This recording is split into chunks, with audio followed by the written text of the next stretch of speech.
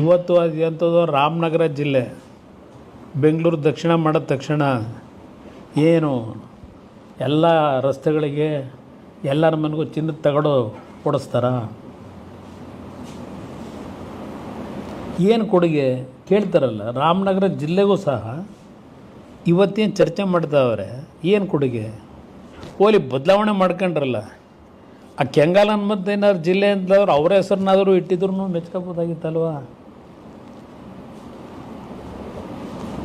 ನಾವ್ಯಾರೂ ಹುಟ್ಟೇ ಇರಲಿಲ್ಲ. ಹನುಮಂತಯ್ಯನವರು ಕೇಂದ್ರ ಸರ್ಕಾರದಲ್ಲಿ ನೇರಿಗೆ ಸೆಡ್ ಹೊಡೆದು ರಾಜಕಾರಣ ಮಾಡಿದವರು, ನೇರವಾದಿ, ವಿಧಾನಸೌಧ ಕಟ್ಟಿದಂಥ ಪುಣ್ಯಾತ್ಮ. ಇವತ್ತು ವಿಶ್ವನೇ ನೋಡ್ತಕ್ಕಂಥ ರೀತಿನೆಲ್ಲ ಕಟ್ಟಡ ಕಟ್ಟಿಸೋದ್ರಾಗ ಅವ್ರ ಹೆಸರನ್ನಾದರೂ ಆ ಜಿಲ್ಲೆಗೆ ಇಟ್ಟಿದ್ರೆ ಆ ಜಿಲ್ಲೆಯವರವರು, ಆ ಜಿಲ್ಲೆಯಲ್ಲಿ ಜನಿಸಿದ್ದವರು ಲಕ್ಕೋಜನಹಳ್ಳಿಲಿ, ಅದಕ್ಕಾದರೂ ಅಭಿನಂದಿಸ್ಬೋದಾಗಿತ್ತು. 3 ಜನ ಮುಖ್ಯಮಂತ್ರಿಗಳನ್ನ ಕೊಟ್ಟಂಥ ಒಂದು ತಾಲೂಕದು. 2007ರಲ್ಲಿ ನಾನು ತೀರ್ಮಾನದ ಮಾಡಿದಾಗ ಯಾಕೆ ವಿರೋಧ ಮಾಡಲಿಲ್ಲ?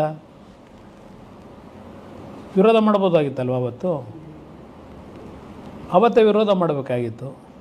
ಇಲ್ಲ, ಇದು ತಪ್ಪು ಮಾಡ್ತಾ ಇರೋದು ಅಂತ ಹೇಳಿ ಇನಾನಿಮಸ್ ಆಗಿ ಯಾರು ಚರ್ಚೆನೇ ಮಾಡಲಿಲ್ಲ. ರಾಮನಗರ ಜಿಲ್ಲೆ ಅಂತ ಒಂದು ಒಳ್ಳೆಯ ಹೆಸರದು. ರಾಮನಗರ ಅಂತಕ್ಕಂಥದ್ದು ಒಂದು ಒಳ್ಳೆಯ ಹೆಸರಿತ್ತು, ಒಂದು ಇತಿಹಾಸ ಇದೆ ರಾಮನಗರಕ್ಕೆ. ಹೌದು, ಬೆಂಗಳೂರು ಗ್ರಾಮಾಂತರದಲ್ಲಿ ರಾಮನಗರ ಜಿಲ್ಲೆ 4 ತಾಲೂಕು, ಆ ಕಡೆ ದೇವನಹಳ್ಳಿ, ಹೊಸಕೋಟೆ, ದೊಡ್ಡಬಳ್ಳಾಪುರ ಮತ್ತು ನಮ್ಮ ನೆಲಮಂಗಲ, ಇವು ಸೇರಿತು 8 ತಾಲೂಕು.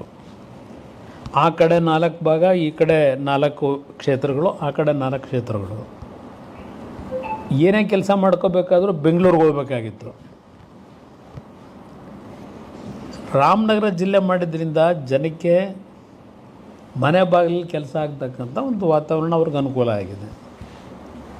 ಆ ಭಾಗದಲ್ಲಿ ಈಗ ಬೆಂಗಳೂರಲ್ಲಿ, ಬೆಂಗಳೂರು ಗ್ರಾಮಾಂತರದ್ದು ಬೆಂಗಳೂರು ಸಿಟಿಲಿದೆಯಾ?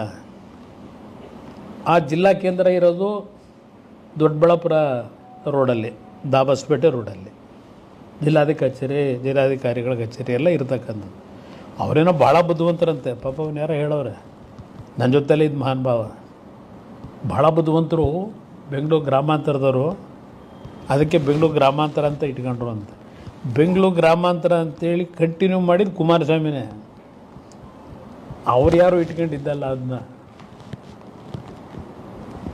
ಈ ರಾಜಕಾರಣಕ್ಕೆ ನಾನು ಈಗ ತಲೆ ಕೆಡಿಸ್ಕೊಳ್ಳಲ್ಲ. ಆಮೇಲೆ ಅದೇನೋ ಇಲ್ಲಿಗೇನೋ ಕಳಿಸಿದ್ರಂತಲ್ಲ ಹೋಮ್ ಮಿನಿಸ್ಟರ್ ಕೇಂದ್ರ ಸರ್ಕಾರಕ್ಕೆ, ನನಗದು ಏನೂ ಸಂಬಂಧ ಇಲ್ಲ. ಅವ್ರು ಕಳಿಸಿದ್ದೂ ಗೊತ್ತಿಲ್ಲ, ರಿಜೆಕ್ಟ್ ಮಾಡಿ ಇವ್ರು ಕಳಿಸಿರೋದು ನನಗೆ ಗೊತ್ತಿಲ್ಲ.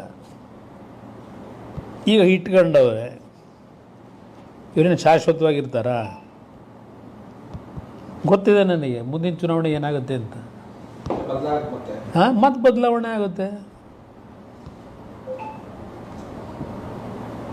ಏಕೆಂದರೆ ಆ ಜಿಲ್ಲೆಗೆ ನನ್ನ ರಾಮನಗರದ್ದು ಹೆಸರನ್ನೇ ಇಡಬೇಕಾದ್ರೆ ಅದಕ್ಕೊಂದು ಇತಿಹಾಸ ಇದೆ.